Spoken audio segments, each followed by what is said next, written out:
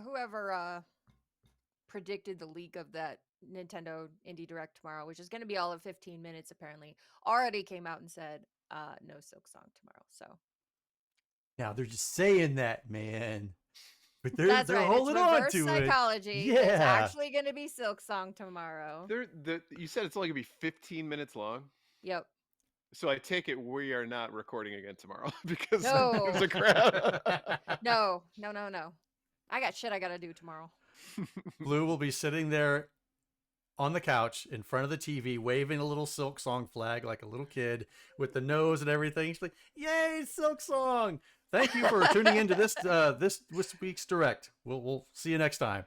And the credits roll, and it just goes to black, and she's still waving the little flag. Like, Is it over? Just see the death behind her eyes, right? Hello, darkness, my old friend. Sad flag noises. You again. Zach says, "I had to stop listening to the uncut to be here. A double dose." We appreciate your sacrifices. 2 Gamers Weeks at the same time. All right, man. So you've got headphones in listening to the main episode. You've got a little small earbud in listening to the uncut. How bad would that trip you up? I can't listen to myself talk in the. Neither can I. I don't do like the direct feedback thing. No, that's brutal. Yeah, so absolutely would mess me up.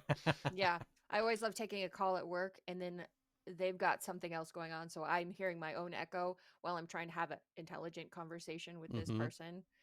And echo. Yeah. Mm-hmm. That's sloth? How Was I that feel. a sloth? Right? That is a sloth. That's kind of how I feel. Sierra Boski says the best 3-way. I wish I could do Golden the eyes ear lurking things. while working. You know, if you listen to the uncut, we like things that rhyme. Mm-hmm. True. Twerking while jerking? Is that a thing? Lurking while jerking is definitely a thing. Ask Jeffrey Toobin. Oh, snap. All right. Welcome, everyone, to Gamers Week podcast. Like the name says, we analyze the best, worst, and weirdest headlines of the past week in the video game industry. This is episode 177, and today is Wednesday, August 6th, 2025. Thanks so much for tuning in, everyone. My name is Blue Williams, and I'll be your host for this evening. But as you can see, I am not alone. I do have 2 fine co-hosts with me. My first co-host is launching a new OnlyFans channel dedicated to boutique kinks, where he plans on blowing up beach balls while dressed as a giantess. And for a little extra money, he may even put on a pool floaty. Please, everyone, say hello to Ryan Payne, aka Retro Game Brews. That's some very tasteful, like arm floaties, right? That just, I think they just won't be on your arms. On those calves. Yeah, exactly. They'll be on his calves. Hey! I think they match my eyes, though. So it's all about accessorizing. Right.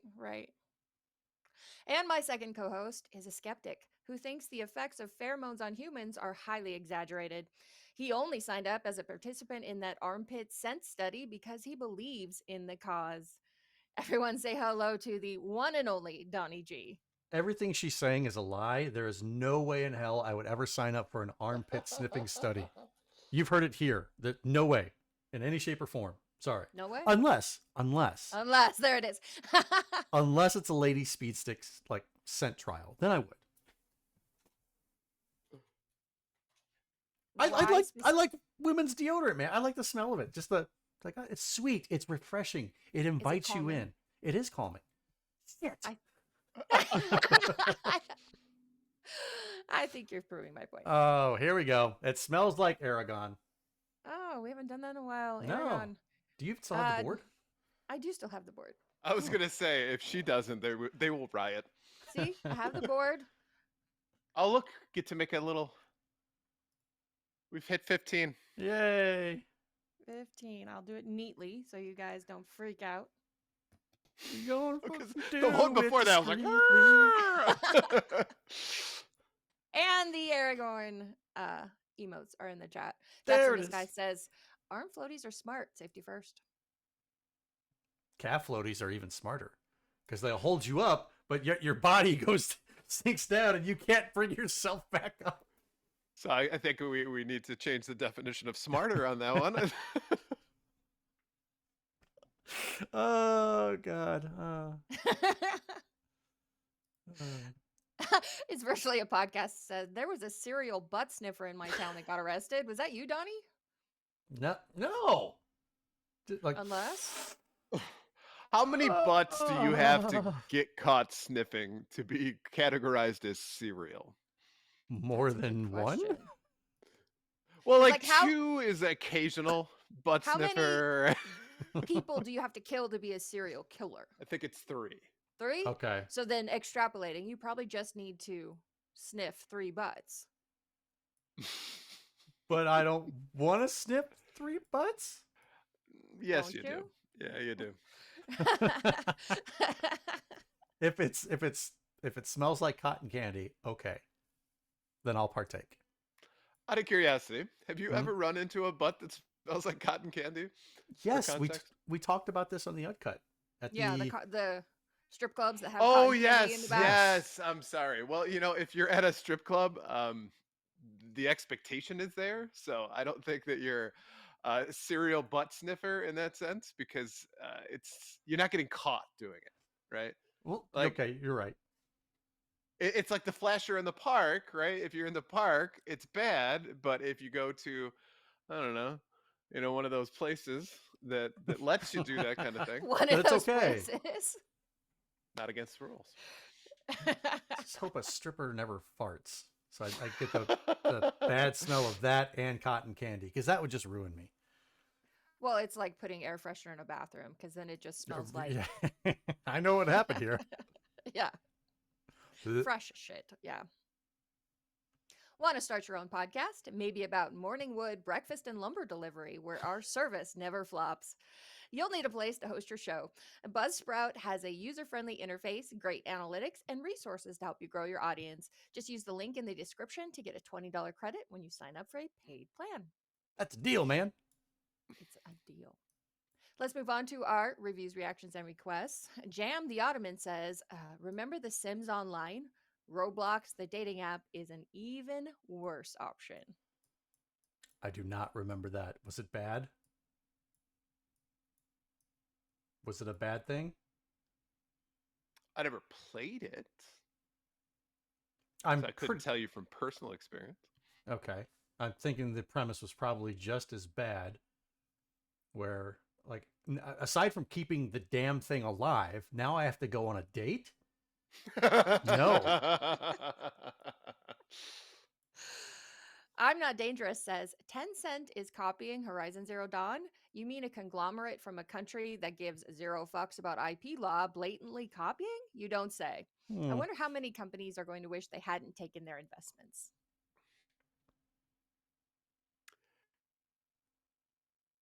Again, not surprised. Yeah, this is all of what our was- shocked face. So there's an interesting anecdote. Like the CEO of GM was over in China in like the 90s, right? Mhm. And they were talking about setting up like a factory there to produce Chevy trucks. And as Mhm. he's walking down the road, one of the prototype Chevy trucks that they hadn't officially released, but they were building at the time, starts driving down the fucking road, and he's like, "What the fuck is this?" Apparently, they had gotten the specs for it and just were making them. Oh, So, yeah, the math checks out on a country that just doesn't give a fuck about, intellectual property law. That's for sure. Mm-hmm. And Daddy Davy says, I spent a solid minute this afternoon screaming at both Ducks in Disguise and Writer's View while driving down the highway because they didn't know 1-800-CALL-ATT. Those ads were still running in the early 2000s. I was at the moment as well, and I couldn't hold myself back. So I typed 1-800-CALL-ATT after I got yelled at, right? Right. And I was waiting for you to get my finger over the enter button, and it was like, And so neither of you gonna get it. I was like, Yeah, when you said the answer, then I remembered it, but that was anywhere still in my brain. Right. I'm pretty sure Davey was screaming in the car, "Representative! Representative!" But it was like 1-800-CALL-ATT, 1-800-COLLECT. I don't know if there was any other ones for that. No, that was pretty much it. 1-800-COLLECT, I believe, was with David Spade, and that was MCI. And they had, I think, it inadvertently, AT&T had created like an operator, like a 1-800 operator or something like that, but they were sending that stuff to actual MCI, and they realized that, and then that's when they decided to do the whole 1-8 CALLATT. And I also remember at one point they were doing like long distance ones where you would do like 10-10 345. Yep, something like that.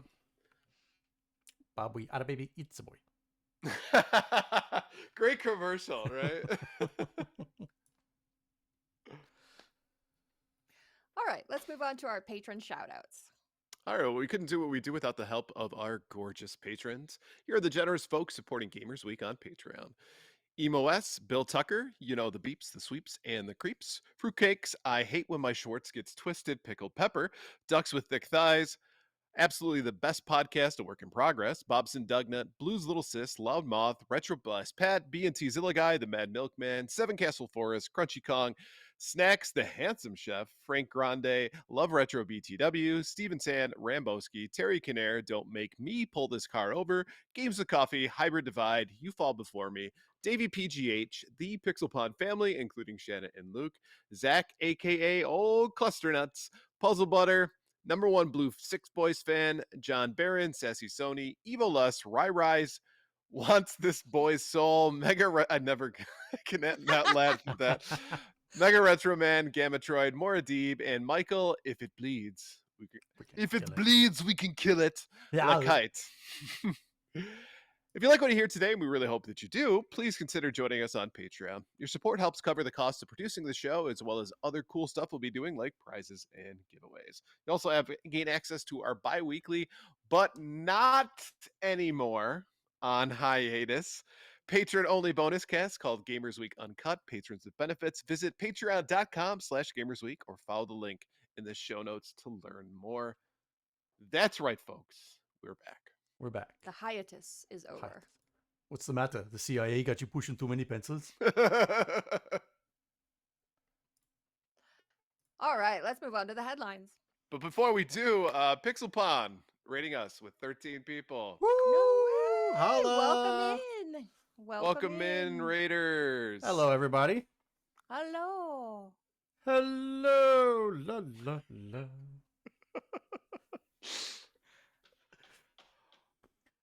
This headline segment is proudly sponsored by Absolutely the Best Podcast, a work in progress. A work in progress, because it's an exclamation point. Each episode, George and Zach discuss and rank all the best things, starting with deep dives into every movie in the Marvel Cinematic Universe. This week, they've got a trivia question for us.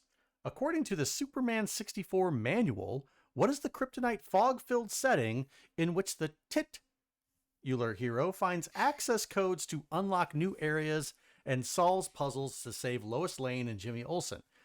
Visit them at absolutelythebest.net or follow the link in the show notes. And I would think that based on our conversation a couple of weeks ago about this game, about this horrible game, you wouldn't ask us a question based on this game because it's so terrible that I wouldn't bet money on any of us reading the manual. Nope. It's fair to say that when Blue was originally asked this, she had absolutely no fucking idea, right? I'm willing to bet so. Yeah, pretty much. I did at least have a guess. I don't have an earthly guess. I got to be honest. And the thing is, I'm going to be playing this game. I'm going to be on the Retro Blast podcast doing it Superman 64. So maybe I'll find out. You haven't done your homework. Clearly, I haven't made it past the rings yet. Yeah. I'm going to say that there's some sort of Krypton level. Oh. Like maybe you're a flashback or something like that. I don't know. I'm going to say Krypton. Fortress of Solitude. No, the answer is VR Metropolis. Hmm. VR Metropolis. I don't get They that. spared no expense coming up with this name. But you should know that Zach also offered 4 opportunities for bonus points. So Oh, all is not lost. You would get a bonus point for giggling at the word titular. which I mean, look what I did. Yep. That's he So pronounced it congratulations. incorrectly and left. We all left, I think. Yep. So Yep. Someone says Superman 64 at the mention of titular hero. Knowing the kryptonite fog is just an excuse to cover up poor draw distance, and knowing I picked something N64 to trigger RGB. I knew it in my heart, bud. I knew it in Mm-hmm. my heart. Mm-hmm. well done, sir. Yeah. So I think you guys got plenty of points. After all, Look at everyone's a winner. us. Everyone's a winner. All right, let's move on to the week's headlines. Visa and Mastercard are responding to censorship allegations after forcing storefronts to remove adult video games. Adult games and games with adult themes have been delisted from digital game sale portals Steam and itch.io recently, following pressure from companies that process those platforms' payments to remove them. After an extended period of silence on the matter, Mastercard has released a statement that says its recent actions are based on the rule of law and aren't an attempt to enforce censorship. MasterCard has not evaluated any game or required restrictions of any activity on game creator sites and platforms, contrary to media reports and allegations, the company said. Put simply, we allow all lawful purchases on our network. At the same time, we require merchants to have appropriate controls to ensure MasterCards cannot be used for unlawful purchases, including illegal adult content. Visa also put out a pre written response to complaints, adding that it didn't aim to make moral judgments on legal purchases and that it was also adhering to the letter of the law. But Valve says otherwise, specifically citing MasterCard's Rule 5.12.7, which prohibits transactions that are illegal or that, in the sole discretion of the corporation, may damage the goodwill of the corporation or reflect negatively on the marks. It's worth noting that there has been no evidence that the games removed from Steam and itch.io included illegal content. The last couple of weeks have seen massive pushback against payment companies as game organizations, developers, and artists have rallied together. The International Game Developers Association has called for greater transparency and fairness in the moderation of adult games, while other groups have urged people to put pressure on the two payment processors and fled them with calls to register their concerns about censorship. Itch.io has begun re indexing free, not suitable for work games and confirmed it's looking to partner with a payment processor comfortable with adult material. While other parts of the games industry, including rival storefront GOG with its Freedom to Buy campaign, have spoken out against game censorship. But with adult content increasingly under fire as more countries begin drafting legislation, such as the UK's controversial Online Safety Act, the adult games industry may have a difficult road ahead. Is there a cream for the itch.o? Just asking for a friend. Yeah, you should probably see your doctor about the itch.io. Okay. Side Looks effects infected. include Death. What?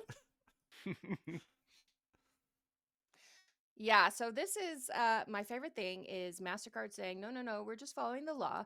You Uh-huh. have to prove that our cards cannot be used to purchase illegal content. That's like saying, prove you didn't murder anybody. Like, how do you do that?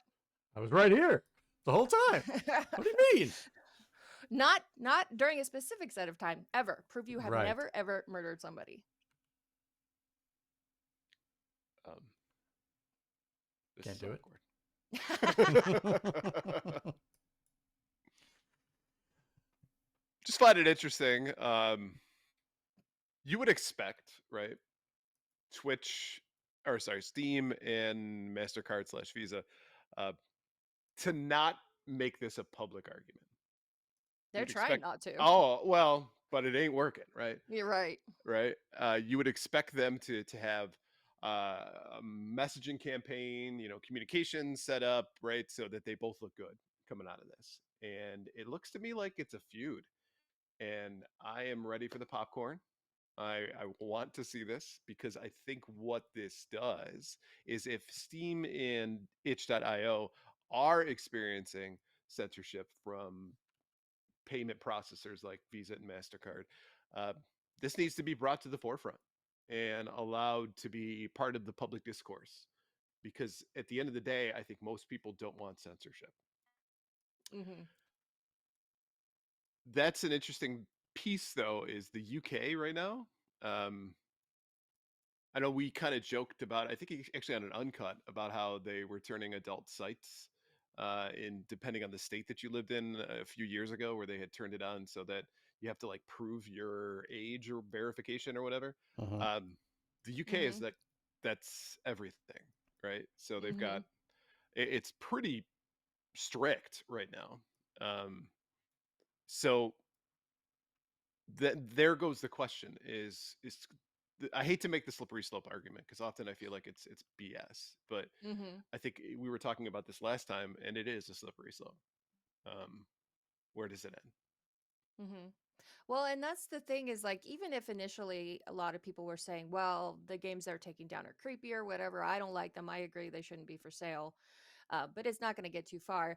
As this has gone on, it is shown that it's not just sexual content that's being removed. Lots of horror games are getting Hmm. caught up into this, or games that don't actually show anything sexual going on, but may have the stuff implied or may deal with sexual themes. Like there's the LGBTQ games are being removed along with everything else. So it's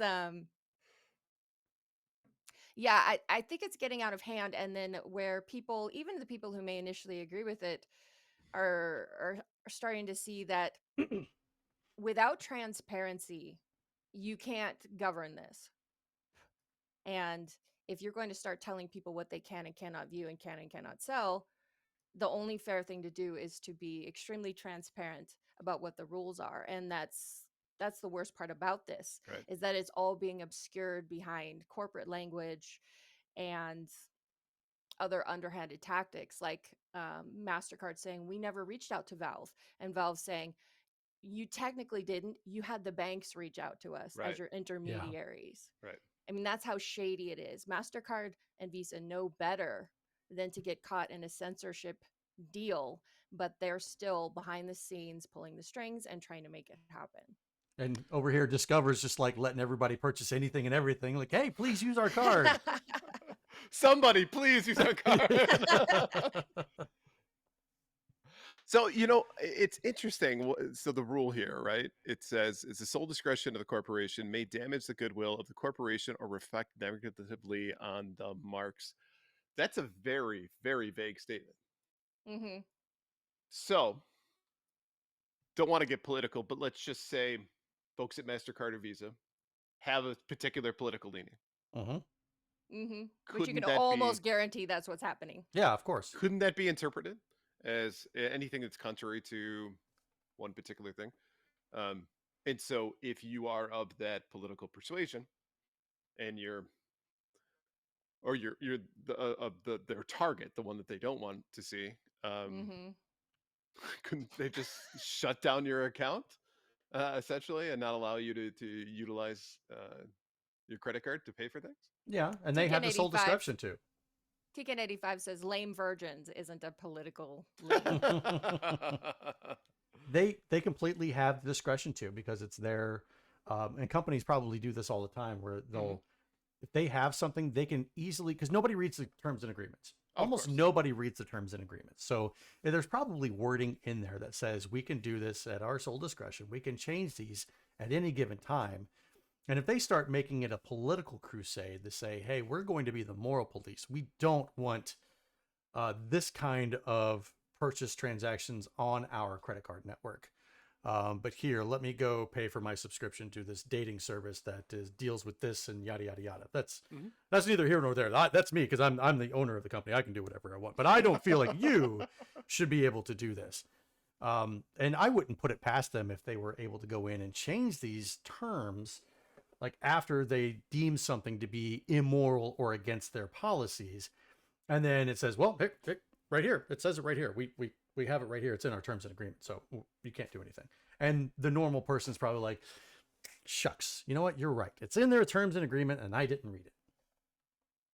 Capitulate. It's easier to capitulate. You know, True. um, I think Simon Ashtier brought up an interesting point here. Couldn't I use my money to buy Steam cards and then add money to the Steam wallet and then make purchases with that? I think, yes, you could if you were motivated to. I don't think the average person is going to go out and do that. I got to Well, and also work. that's not the point. The point is the people behind these campaigns just want this content to go away. Which is nuts. Mhm. Let people do whatever it is they want to do behind closed doors, right? Is it bothering you? Is it affecting you in some way if an adult is doing something that has nothing to do with you, right? And isn't exploiting anyone else? As long as it doesn't hurt anybody, like that's the whole libertarian stance. Do whatever the fuck you want to do, as long as it's legal, it doesn't hurt anybody, and you're not trying to project or cram this down somebody else's throat, right? You know, for me, at least from like a business perspective, I mean, isn't it like a golden opportunity? And I think they've done this in the previous sets to say, all right, well, you know what? We will just won't allow things that are illegal. So they don't have to play the moral police, right? And they get money for each one of these purchases, like a little percentage off of each one. Why, as a company, are they doing that? Is it they're saying it exposure to risk? Um, but it's video games. It's fucking video games, right? And Mhm. yes, if it was illegal, if it was portraying things that obviously are not legal in, you know, most sense, then yes, that's fine. I get it. But I think Steam had said none of the games that we're talking about here are illegal. So, Mhm. Yeah, it's already in the platform's best interest to make sure that whatever is on their platforms is not illegal. right. They already have certain rules and terms of service that must be met. And so there was no need for Mastercard and Visa to do this if they weren't caving to pressure from special interest groups and really rich assholes who have somehow decided that the rest of us can't even experience little joys in life like adult only video games. The only thing that I can see from this is you have a platform like Steam, right? You Mhm. log in, and I'm not sure how it is for somebody who's like underage. If you sign up legally with Mhm. correct information, you Yep. put in your birth date, and it's like, oh, well, you can't have access, you can't view these particular games because you're not of age. I want to believe that that's how this works. Mhm. Somebody correct me if I'm wrong. But then again, if somebody finds out that there's not safe for work games, if there's adult content games, and all I got to do is create a different account and put in a different birth date that says I'm 18 or 21, they're going to do it. Yeah, We don't have the Norman Reedus protection that the UK currently has. for So, whatever protection that counts for. right. So, if there's something that people want to do, they are going to find a way to do it. They're going to skirt the system, climb under the fence, jump over the barbed wire to do whatever it is that they want to do. And that's the only reason why I can think of MasterCard. I don't think Visa has done it, but MasterCard trying to put the thumb in Steam's back and Epic Game Store or whoever, itch.io, and say, we need you to delist these games because we're not going to allow people to use our credit card to pay for them because Yeah, minors could potentially do it. yeah, but I think one of the problems that you run into is, you know, it's to me at least, you're gonna have that, right? You're going to run into a situation where people are gonna skirt and figure out ways to get around it. Of I mean, course. that's just so you couldn't possibly police this, even if you wanted to. Mhm. So, but I think the thing that scares me the most is what Simon Ashtier's talking about, and he said adult content is pretty vague. Max and Chloe from Life is Strange are queer characters. Their mere existence is offensive to some groups, Oh yeah, and so absolutely. it's stuff like that that's concerning to me. Is who decides what's moral, who Yeah. decides what's correct, um, and who decides what puts them at risk, if you will. Yeah, and now with the with the current administration's attempt to stamp out all of that stuff, especially in schools and whatnot, I can only believe that this is probably something along the lines of what they would be doing to try and get that kind of content out of kids' lives, out of their ability to view it. And just like Simon Asher said, because their existence is offensive to some groups out there, they're happy. They're happy that this content is off these platforms and not available to kids. And the thing is, this isn't just coming up with conjecture to say it could happen. A lot of companies get government assistance for tax purposes and a lot of other things, right? So when you have a government that has a particular point of view and says these are the expectations, if you want to continue getting that funding, you follow along, you capitulate, Mhm. right? There was a lot of pushback for DEI programs and that kind of thing. A lot of those companies said we can't do this right now because, again, we got an administration that is trying to eliminate those things. We get government funding from it, and therefore that puts us at risk. So, has that happened yet? I think maybe, or the perspective is not quite there, but the potential is there, and that Mhm. scares Hmm. Yeah, it's a giant battle to control what people think, and the mistaken thought is that if you remove these ideas from the public sphere, then people will stop thinking them, and that's never happened, me. Nope. not once. So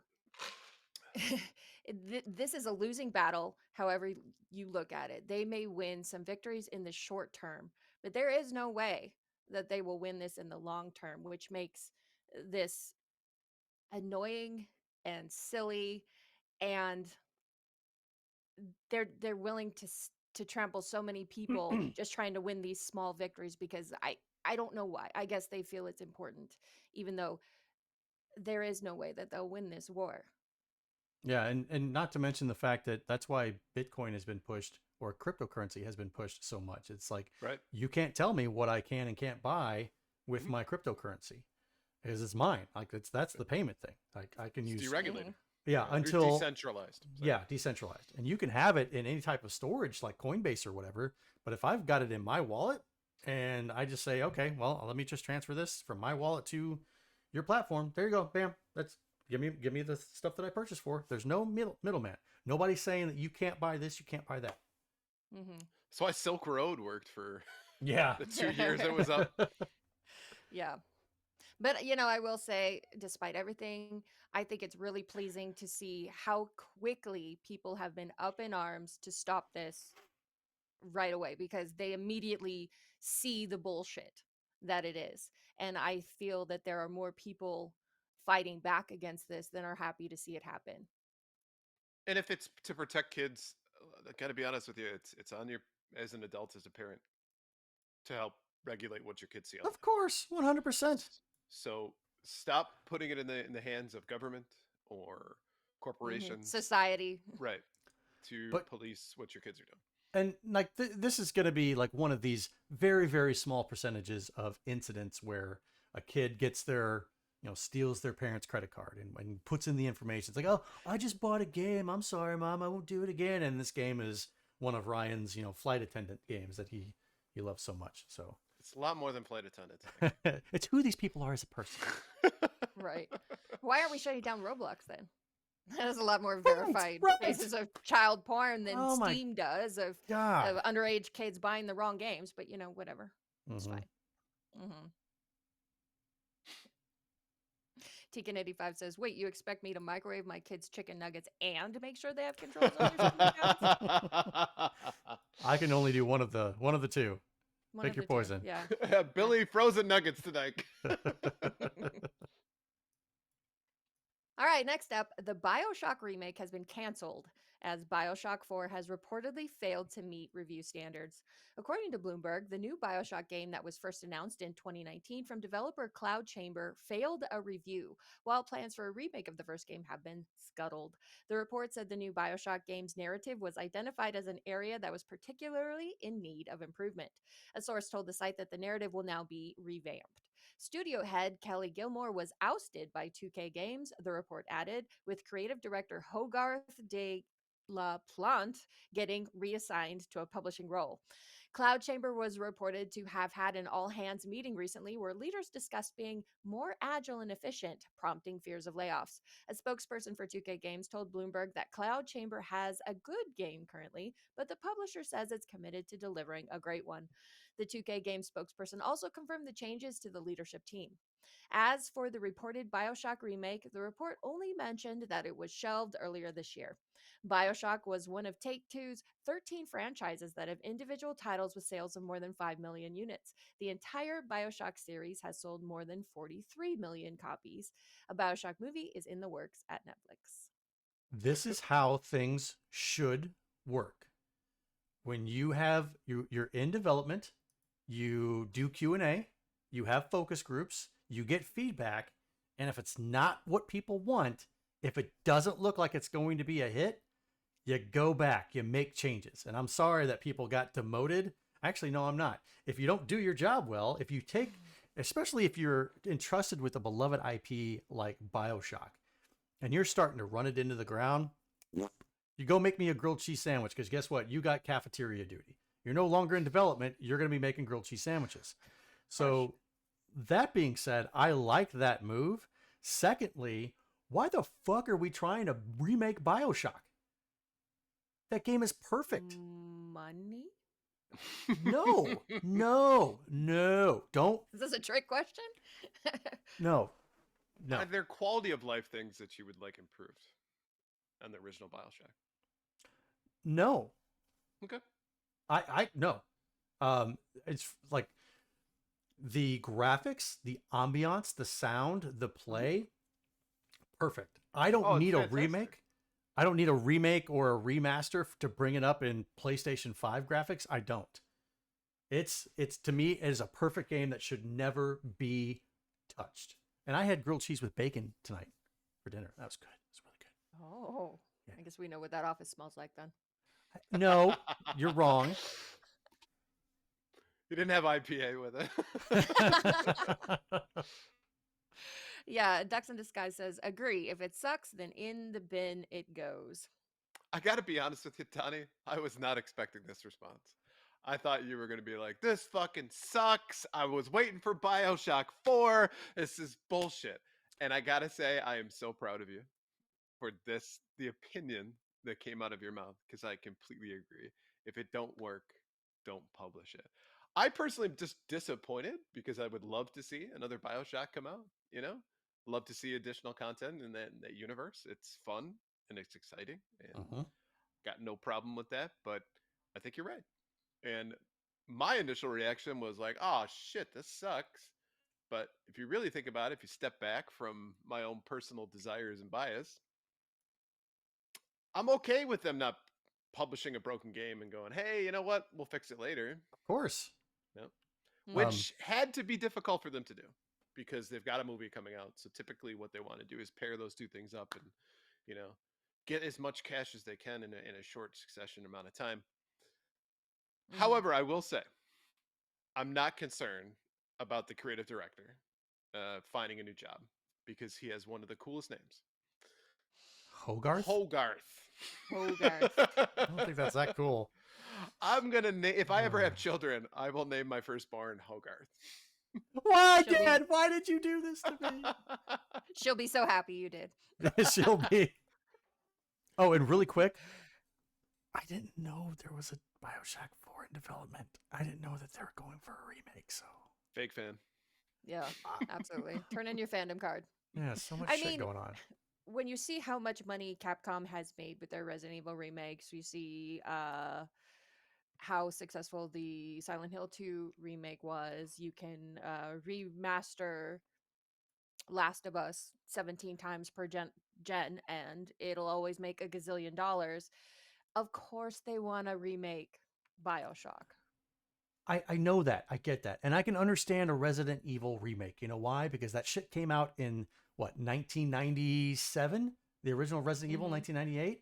And then Resident Evil 2 came out 1998 or 99. So I can understand that remake with those kind of the tank controls and the graphics back then. BioShock is a different story. BioShock came out in 2007, I think. So you had Big powerful fan. shut up.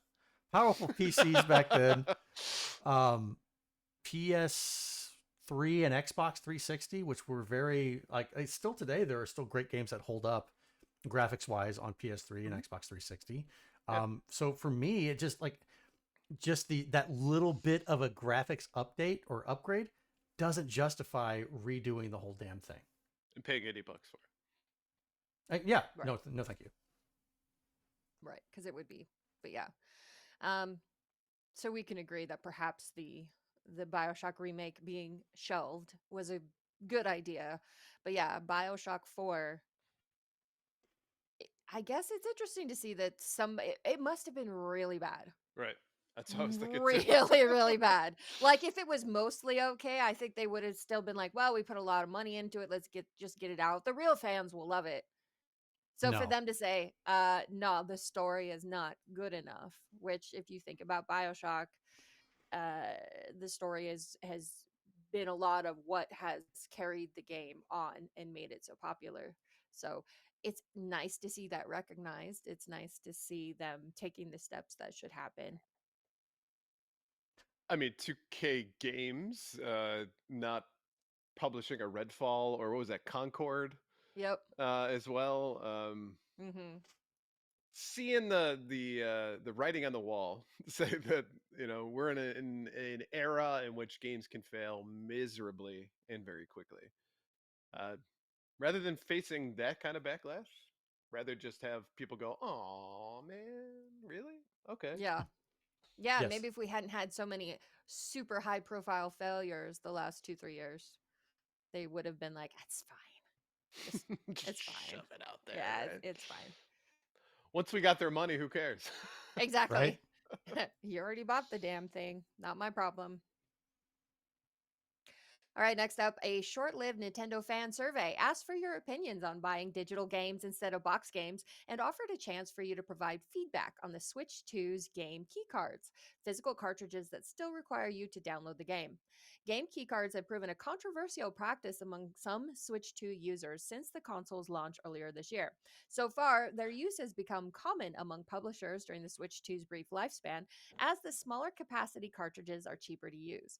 Nintendo of America launched a new survey to poll the Switch 2 user base on its thoughts surrounding digital and physical games, with questions designed to probe the reasons you might consider one option over another and find out if your attitude towards digital downloads has shifted over time. It also included a list of reasons why you might prefer a digital game to why you might prefer a digital version of a game, with responses such as, I don't have to worry about losing a game cartridge. Other better reasons involve the ability to quickly access digital downloads, not having to visit a brick and mortar shop or wait for a box game to be delivered in order to play, as well as the ease of sharing digital games, such as via Nintendo's own Game Share feature. The survey was initially available online to all interested participants, but appeared to be quickly taken down, after which the link displayed the message, sorry, this survey is not currently active. You know why? Yeah, it was not up very long. I managed to, I think, sneak in right before the finish line to get my responses in. And it was really interesting the way they tried to direct the questions to find out. Was there a spot for a verbatim? So like put in your comments at the end kind of thing? Well, it depends on how you answer the questions. Like, the only spot in the survey that offered me to actually put my opinions was, why would you not buy a digital game from a brick and mortar store? Like, are you serious? Why? Yeah. Basically, what I said is, why on earth would I drive to a brick and mortar store Buy a when I digital could game. just buy it directly from the eShop? Because I have a few brain cells kicking around up there. Yeah, I want to waste gas just for the hell of it, just to drive down to Best Buy and give them my money. This user is smart. Kill the survey. Kill the survey. Just would have taken the opportunity to be like, fuck you, Doug Bowser. Yeah, they never used the term game key cards in there, but it was like, would you like to buy a digital game that's purely digital? Would you like to buy a physical game where you have to download the whole game just so you can have a box on your shelf? And yeah, they were interesting questions, but it's even more interesting, I think, because the people who would be aware of this survey quickly are the hardcore game fans. And they're going to be the ones who are going to tell you they don't like the damn game key cards. And I'm I was just pretty sure saying, that's what happened. and to that point, there are a few people who answer uh, surveys, right? People who are having Mhm. a fantastic time or people who are very upset. Also, young people do not answer surveys. So that's where your demographic is for the digital stuff. Because let's be Mhm. honest with you, they don't really care about physical media, right? Mhm. So you got all the us old fuckers who answered this like as quickly as possible. They Yep. went shit abort. Yep. And there's a science behind survey questions and like how you ask them and to try to prevent bias. Clearly, they did not follow this because Well, it was like they had their own bias. right. They were trying to like encourage you to answer in one way or another. Um, Mhm. and then they come out with this thing like we did a survey and it said that 90% of our gamers prefer digital. Blah blah blah blah blah. And it sounds very cook the books, if you will, for me. It's like if you went to a doctor's office and there was an option to take a survey, um, and it was like describe what an excellent time you had at today's office, right? And then only giving that one to people who are walked out saying, "Oh yeah, I had a great checkup today." That seemed to be Mhm. smiling, right? Yeah, sure, your numbers are going to look great. They're Mhm. going to look fantastic. But it's not really what your actual customer base needs or wants. Mhm. But the guy who got a prostate exam is not going to check that box and say, I had a pleasurable experience today. He may, Maybe he he may, did. maybe he did. Maybe Yeah. he did. Yeah, it was like how do you prefer to buy your games? And of course I chose physical. And then like the next option that I chose was digital. And then the one that I said I would never buy was the game key cards, essentially. So they could totally cook those results and say, well, they said they would buy digital. Right, Yeah. exactly. But But thank you for standing strong. You're welcome. but you're taking out that worst option that you presented people to say, well, I mean, people prefer digital over physical, or people prefer digital just as much as physical. So there's a argument to be made. Yeah. I just don't know what group focus group that they put out there when creating this idea behind digital key cards. That was like overwhelmingly like, yes, let's do this. It just to me, I don't understand a world in where that seems like a viable option, and I don't think I've seen anyone defend the digital key cards either. Usually, yeah, it's okay. Digital versus physical. You got some people who are like, oh, I want digital only. Some folks who purists want physical, and then there's somewhere in between. Uh, I did not see a single person on social media anywhere that was like, hey guys, we should really look at these key card things because that might be a great way to play.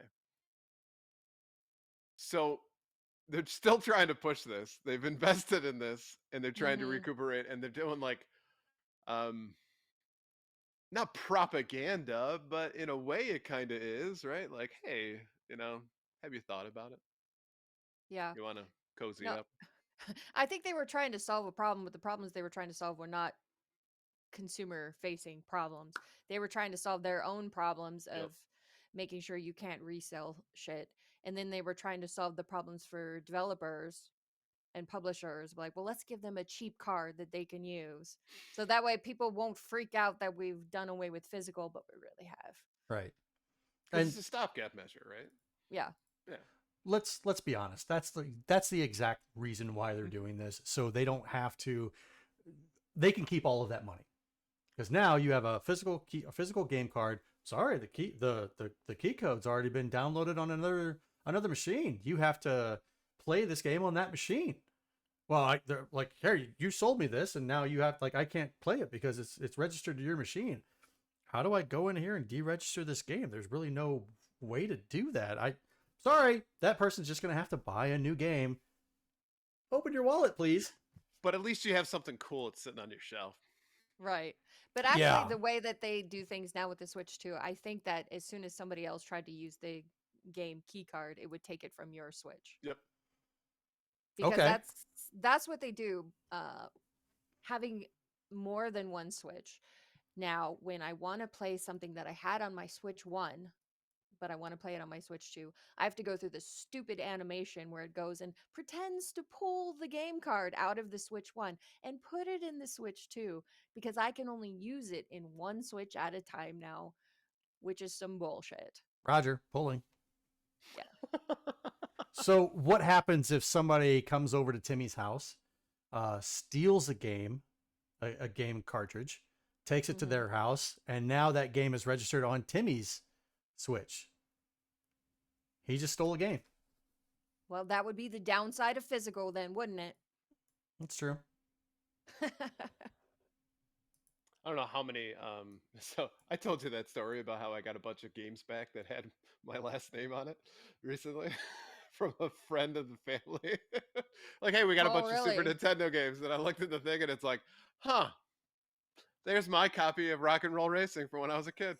I did not know. You didn't tell us the story. No, yeah. So I got a bunch of Super Nintendo games, and like 3 of them had Pain written on them. Was it a, hey, I've got all these old games in my attic, you want them? Yes. And they were yours to begin with? Not all Yeah. of them, but Right. several of them, yeah. You son of a So bitch. do I have it up there? Yeah, but yeah, it says Pain right on it. Because my family were those weird people that put markers on games. Yeah. Well. It's right in my dad's handwriting. Like I could tell. Oh, Dad. All right, and last up, it turns out that 250,000 Baldur's Gate 3 players like their withers with big naturals. Larian Studios has released more info on the in-game behaviors of Baldur's Gate 3 players, and the data is as funny as it is fascinating. According to the studio, which shared the data on social media via a series of infographics, players have downloaded 265 million mods since official mod support was introduced to the game last year. Of the mods Larian specifically highlighted is called Wither's Big Naturals, and it does exactly what it sounds like.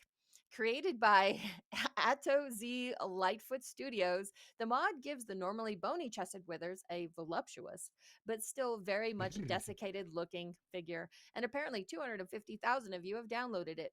The mod itself was just something I cooked up late one night after joking with friends about it, mod creator Adam Lightfoot told Polygon via email. It's honestly taken me by surprise how popular it's become. Lightfoot, who is a software developer by trade, says he spent about a week sitting on the idea before creating the mod over the course of a couple of late nights. Mods aren't Lightfoot's only creative endeavor, however. He also designed a 3D Withers Big Naturals mousepad, which he says he uses daily. Oh my god, I need to look that up and buy that. With your MasterCard? Yeah, there you go. Yeah, because it's like those mouse pads that have little like gel pads. Yeah, where your yeah. wrist reaches. Yeah. So there's 2 little gel pads, fairly large gel pads that are there for the mouse pad. Adam Lightfoot, we salute you for doing God's work here. Yep. As a Ducks in Disguise says, see Mastercard, we want boobs. We want boobs. We want boobs. I love this because it's hilarious. And, you would expect other characters to be a lot more popular with having big naturals than like a corpse. But hey, I love the internet for that very reason. Everybody loves a joke. And you know what? I feel a little cheated since I am playing on PlayStation 5. I don't have the mod access for that. So I don't get to put withers having big naturals.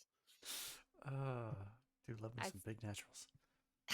Sounds like you're playing the inferior version. Clearly. Clearly. I'm okay with that. But I was talking with a friend recently because starting a character, obviously you get to choose a lot of different things about it, including your junk, right? But jiggle you don't physics. get to. There is some jiggle physics in it, the jizzle as well. Jizzle. Mm-hmm. Yeah. Oh, does it support mods? Okay, now I need to look this up. Thank you, TK. Withers can have boobs. Now Ryan knows what he's doing all weekend. So, okay. So one of the things I was surprised about is that you can't choose the size of one's chest, right? For Mhm. female characters. So, but now that I know that you can do mods, gonna have a lot of fun this weekend. Retro AF says helicopter physics. Well played, sir. Well played. Boom. Yeah, maybe when you're a developer at Larian, you said, should we give them more choice in the boob area? And they said, no, you know what? Mods will take care of it. Let's just focus on, you know, what we need to do to make a great game. TKN85 says, disappointing news though. It looks like Wither's Big Naturals did not get made for the Oh. PS5. Perhaps you can reach out to Adam Lightfoot. Perhaps. Well, thank you, TKN85, for saving me the time of trying to find this thing. So thank you for that. You probably saved me about an hour. That's what our community is here for, helping other people. Yep. Mm-hmm. Love it. Surely there's some other big natural mods, though, that you could look up. Yep. I have some in mind. I've already gotten my first couple of sexual experiences in Baldur's Gate 3. I'm very close to werebear sex. You took a long time. Like, we're really proud of you there, bud. I'm so close to having werebear sex, though. So close. What are you about? Nothing. The whole werebear thing, like that. Really? Come on. I mean, it's a guy who transforms into bears. Yeah. He's still a guy. Yeah. But he's still a bear. Best of both worlds. And the funny part is, like, you know, that's a euphemism for. There you go. Right? You can be bears and twigs, right? Right. And he is definitely a bear. Retro AF says, see, this is great because we get to see Ryan's disappointment in real time. I'm glad that's entertainment for you. Yeah.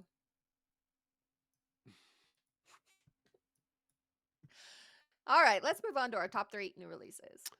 All right, starting off this week is Gradius Origins. Is it Gradius or Gradius? Whatever. Gradius. I'm going to say Gradius, yep. Yep. PS5, Xbox Series X and S, Switch, and PC. This collection features 18 versions across all 7 arcade titles in the series, including the first ever appearance of Gradius 3 AM show version on home consoles. A variety of helpful new features have been added for the game, including save states, rewind features, and invincible mode.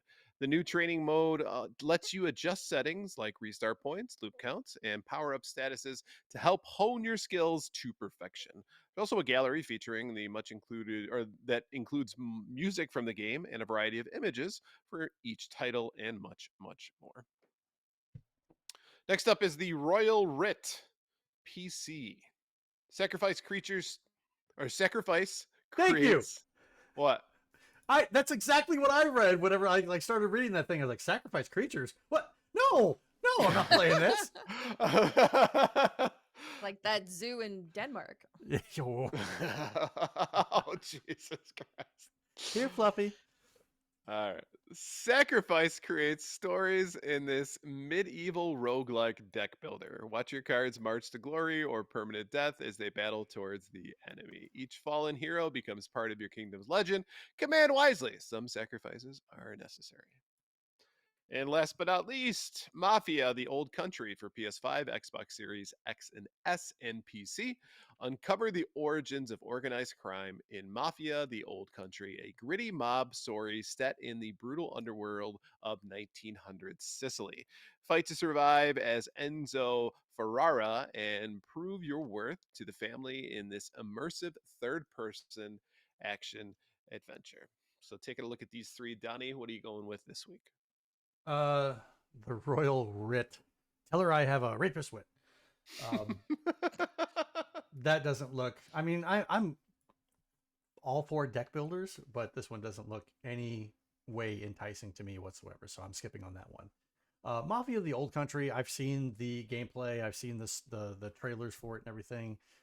The Old Country setting, kind of like in Red Dead Redemption, cowboy settings just don't do it for me. That's why I never really got into Red Dead Redemption. So this kind of setting in the Old Country where there's really no technology, probably gonna pass on it. Probably a great story, great gameplay and whatnot, but just not going to pick this one up. I think the one I'm going to go with this week is the Gradius Origins. Gradius is a great shmup, and I think if they're doing all of the Gradius versions, even with the 7 arcade titles in here, I would love to give that a shot. I'm a big shmup fan. They own me. They make me feel very, very small because I try to be good at them, and I'm just like kind of mediocre, but I would love to play Gradius Origins this week. Love it. And you go through the 5 stages of Donnie. You can kiss my ass. We had They are forgotten all about documented. that. They The are documented 5 stages of Donnie. We had forgotten all about that. Why would you even No, We bring that never up? forget. We No. did. The royal Lest we. we forget. Yes. Hashtag never forget. Yep. Blue, what about you? So Tekin85 says this release of the week list is an embarrassment without Tiny Bookshop. I apologize, Terry. I have apparently let you down. I watched the trailer and thought that looked so boring. So Oh, please don't hate me. I'm so sorry. But Gradius Origins, classic stuff, great music. I am not good at shmups though, so I'm gonna go ahead and save myself a lot of pain and embarrassment and just skip this one. The Royal Writ, I do love a roguelike deck builder. I'm not 100% on the like theme of this one, but usually I enjoy those games, so it's something I have my eye on. Mafia the Old Country, I don't know. I'm sure it's great. It kind of looks like it's it's obviously a cinematic game, and the gameplay probably looks a lot like Nathan Drake kind of stuff. Hmm. But I'm just not watching the trailer doesn't interest me enough to actually go pick it up, though I'm sure if that's your thing, you probably are gonna love it. So of these 3, I'm looking at probably none, but if I have to pick one, the Royal Writ. Royal. Mm-hmm. What about you, Ryan? um, the word deck builder makes me an instant out. So the Royal Wit, I pulled it up right on YouTube to watch the trailer, right, and it was like deck builder, and I was like, off. Skip. Yeah, so knew I wasn't going with that one for the week. Gradius Origins, love Gradius. Actually, I think this would be a really fun thing to do, to utilize for like tournaments and stuff. You're right, they're really hard, Donnie. In particular, Gradius games I think are pretty unforgiving compared to like Lightning Force and or Thunder Force. Sorry, Thunder Force. Those games and like the 19 series and those kind of stuff where Gradius I think was known for being much more unforgiving from a title perspective. So love the fact that they're bringing this save states rewind feature invincible mode. Cool. Yeah. If that's your thing, go for it. I would probably love the rewind feature because there are so many times where you're like, "Fuck!" It's just like 1 pixel, man. You know. Mm-hmm. Yep. So yeah, I would probably end up using that. So definitely interested in Gradius Origins. But Mafia the Old Country, I'm surprisingly interested in. I enjoyed Red Dead, you know. And this feels very much like a Red Dead game. And I mean, like really the only Westerns that I actually like are spaghetti Westerns, and they were all filmed in Sicily. So as far as I'm concerned, that plays right into it. Just makes sense that the game would look and play like that. So interested, not sold on, but definitely interested. I'll probably just pick it up just to check it out. So if I had to pick like in order, right? Probably Mafia, Gradius, and then not anywhere near Royal Wit. Keep that game Interesting. at arm's length. We don't have too many weeks where we each choose a different one. I agree. Yeah. Yeah, a well-rounded podcast this week.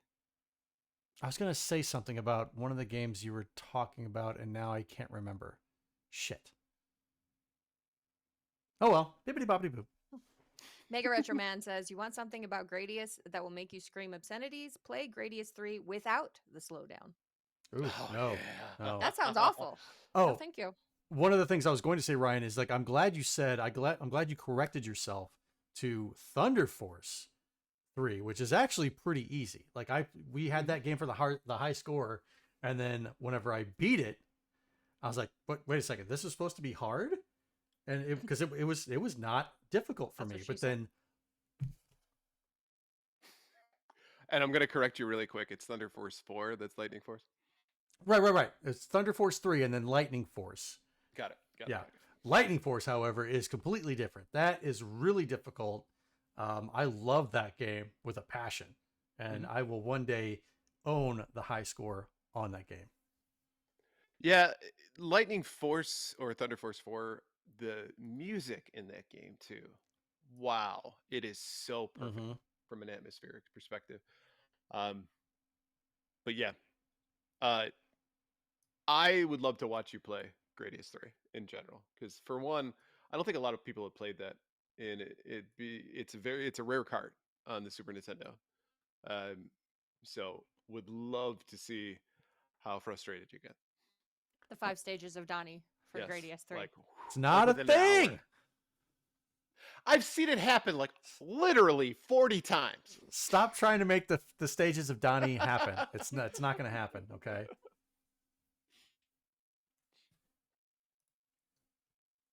All right. Before we move on, let's take a quick break to talk about our sponsor. This segment is proudly sponsored by the Retro Game Club podcast.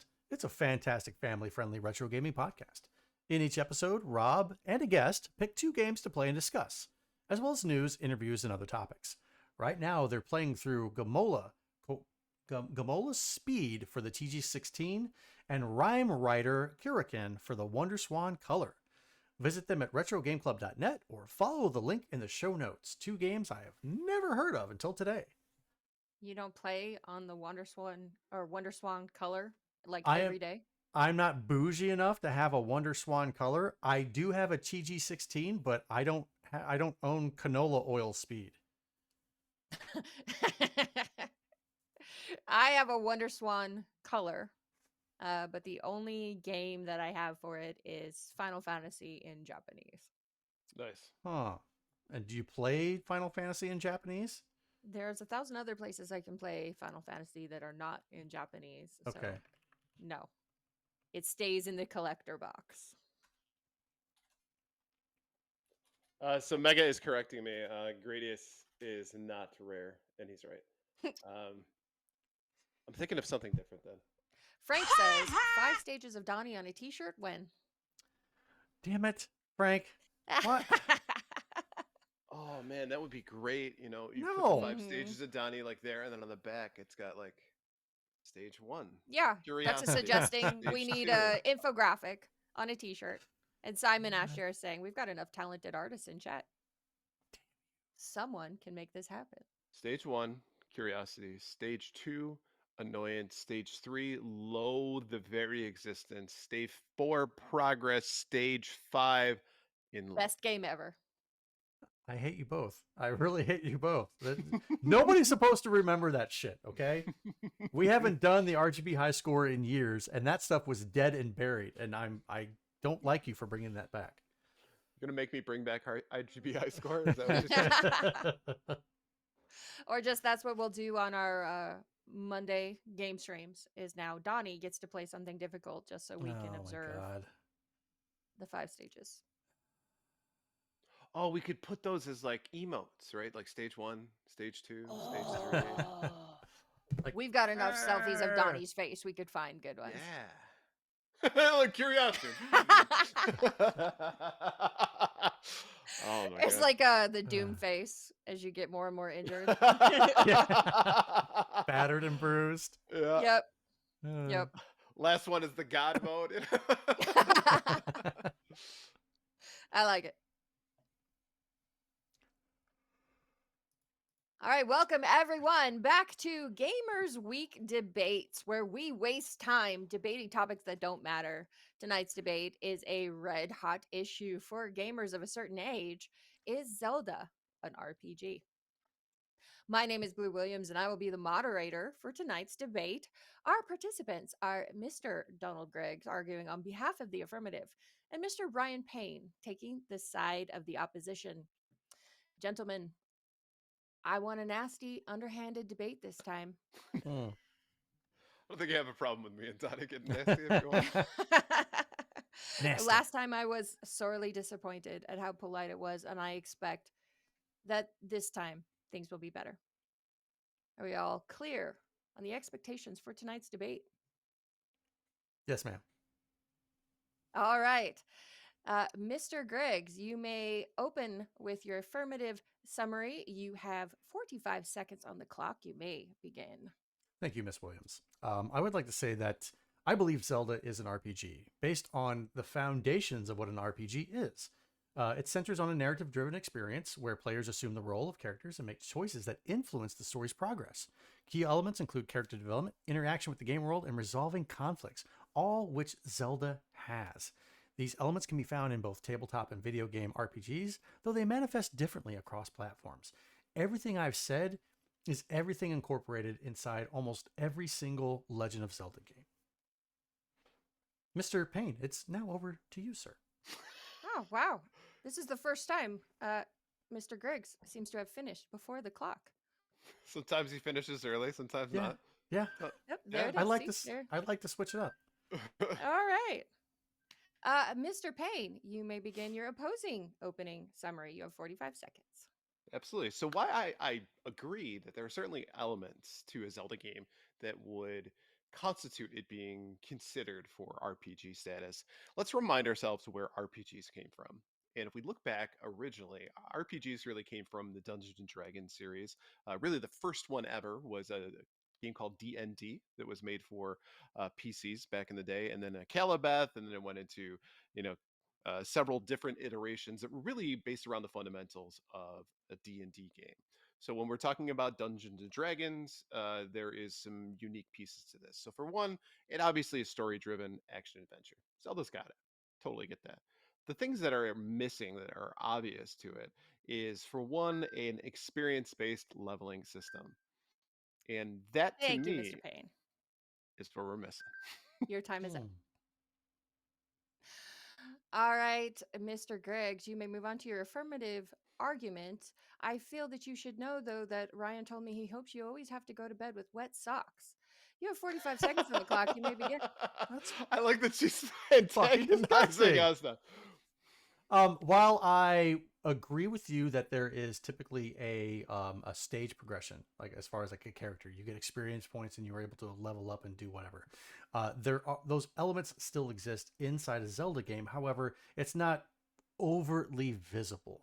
You know, you go to one area, you're overwhelmed. You don't have enough power or enough like health to be, you don't have the correct weapons or the correct tools to be in that area. You only get them by progressing through the game, leveling up, getting more health, finding that secret area to get that weapon or that item, and now you can be in this specific area. So your argument there about the stat progression isn't valid with this. Thank you, Mr. Griggs. Mr. Payne, Mr. Griggs told me before we began that he said your singing is like an air raid siren, only worse. It was when we started because he asked me to do "When the Night Comes." You may start your opposing argument. So I see what you're saying when it comes down to this concept of being able to progress over time. The one problem I run into is to gain extra health, you have to find a heart. That's a fetch quest. at the end of the day. So realistically, you could rush through the game and just find all the hearts if you knew exactly where they were. You wouldn't be leveling up anything. The only difference is you'd have to find different weapons and that kind of thing. Especially if we're talking about the later games where it becomes much more difficult to do that. So it doesn't necessarily fall into the concept of an RPG in that sense because it's not based off of your experience. So if we really want to think about that, if you're talking about a ways to level up, then I would consider Mega Man X to be an RPG because it's got a story. You level up by finding hearts and you find new equipment. Thank you, Mr. Payne. Mr. Griggs, I was told by Mr. Payne that your personality is like if sandpaper quoted movies all the time. Hey, You may begin your affirmative rebuttal. She is throwing. what grit sandpaper? Because there are some sandpapers that are very, very smooth. So I can take that as a compliment. With your whole idea of Mega Man X being a RPG, now you're just talking out of your ass because that is a platformer game through and through. With fetch quests, and you're trying to increase your health, but that game is a platformer. Zelda, the only actually, you can't even make the argument that Zelda 2 is a platformer. Yes, you would jump up on a certain platform in certain spots, but overall the game it has all the typical elements of an RPG. Top down, walking outside the world, you're interacting, you get a random involvement with an enemy, yada yada yada. Thank you, Mr. Griggs. Mr. Payne, I feel that you should know that Mr. Griggs told me that the salad he had at lunch was better dressed than you are. You may begin your negative rebuttal. So, it's funny that you brought up Zelda 2, because that is literally the only RPG that's in the entire series, in all of the games, right? And so I brought up Mega Man X as a joke to kind of bring out a point here. So maybe it was, a straw man, but I'll point it out that Mega Man Legends, you're in an open world, right? You're doing all the things, you're finding the weapons, similar to a Zelda game, like an Ocarina of Time. Um, Same deal. You're trying to find more stuff to increase your abilities, but it's not an experience based leveling system. And I think that, again, that is fundamental for it because in order for it to be a true role playing game, you must have experienced the whole game, right? Been able to find all of those random encounters. It needs to be a part of a legend rather than something that you can just happen to know where everything is. Where Zelda 2 is the only example of that in the Zelda series. Thank you, Mr. Payne. Gentlemen, we're going to move on to our closing rebuttals. Mr. Griggs, before we begin, you should know that Mr. Payne tried to bribe me to swap your lip balm with super glue. You may begin your closing rebuttal. I don't use lip balm, so maybe I should start, and it would probably seal my mouth shut. I here, like I said before, you have most of the elements involving a role-playing game here within the Legend of Zelda series. One game, either for or against, doesn't constitute the argument. Like with the Mega Man Legends, that doesn't mean Mega Man Legends series is a role-playing game. Um, Legend of Zelda 2 is the closest thing, probably, like you said, to a role playing game. But for the most part, the entire series has all of these elements where if you're not enough level or high enough level, you shouldn't be in this area and you're going to get your ass handed to it. And I find that to be evident in the later games like Breath of the Wild and Tears of the Kingdom. Thank you very much, Mr. Griggs.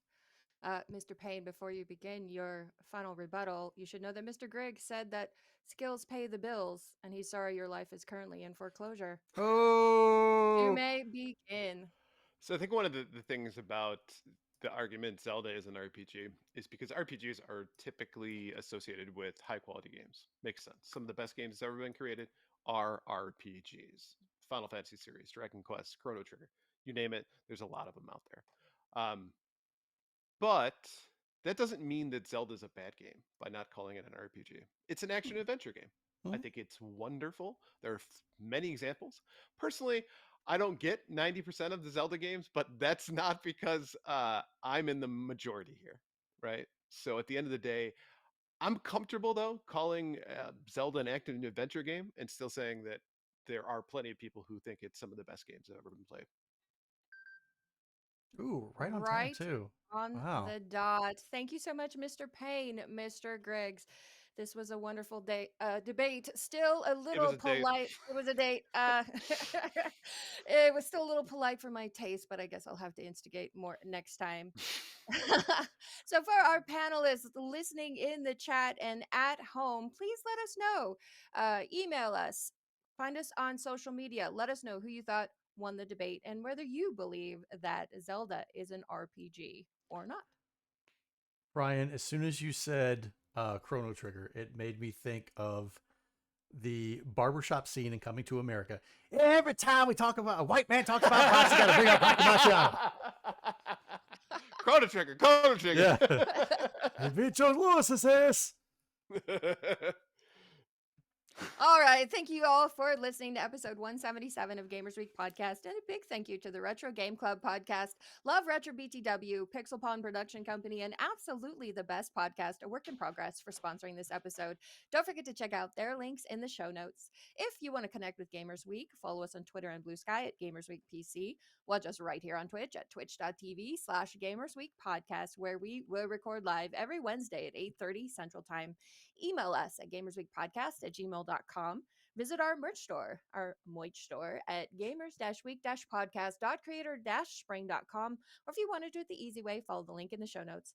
And last but not least, join us on Patreon at patreon.com/gamersweek. Finally, since you made it all the way to the end of this episode, please leave us a rating and a review to let us know how we did. We really do value your feedback. And while you're there, consider subscribing on iTunes, Spotify, or your podcast platform of choice. We did it. Yay. Not sure I want my $5 a month going towards Donnie spewing hateful propaganda. What? There you go. Vote with your dollars, everyone. I'm Vote pretty with sure your that's dollars. why you spend $5. Yeah, and just for the record, do I honestly believe that Legend of Zelda is an RPG? Maybe, maybe not. That's neither here nor there. That remains to be seen. Yeah, you don't have to have a strong opinion, I think. Yeah. Have a little bit of fun with the debate, right? Of course. Mhm. I'm sure I'll debate like something about Kingdom Hearts someday where I don't care. But I'll talk to Blue about it. So It should be really, really fun to make you do like the plus side of it. Yeah, Yes. definitely. Yeah, Okay. that would be hilarious. I just don't want some sweaty edgelord coming at me on social media saying, "Oh, this is not an RPG because it doesn't have the dice rolling and you don't have the..." Like, look, dude, just chill. Change your greasy sweatpants, put on a fresh pair, and relax. Okay.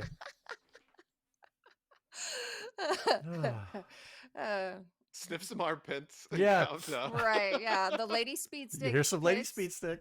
Very calming. Very What's- calming. Was it Lady Speed Stick? And isn't there like Dove? Doesn't Dove have a? Yeah. Oh yeah. Dove definitely. Okay. There's like 100,000 deodorant brands. Yeah. We also need an emote for Lady Speed Stick. Done. Great With the value nose speed going- stick. Yeah. Thank you guys, everybody, for joining us and sticking with us tonight. We really appreciate that. We will be back next week. Also on Monday, catch us on YouTube Live, or probably here if we're doing if we're doing a playthrough. I'm not sure what game we're picking back up, if it's going to be an old game or if it's going to be a new game that we're checking out. But catch us back here on Monday when we will do a Gamers Week Live plays. So thank you very much. We're going to go ahead and raid our friend Seven Castle Forest, who is a patron of the show. And right now he's playing some retro. I believe he's still going through Parasite Eve. So if you like that, stop in, give him a shout, and hang out with him. But we will see you guys later. And hopefully you have a great rest of your week. We'll see you back next week. Have a good evening. Take care. Bye. Bye-bye. Bye. Bye-bye.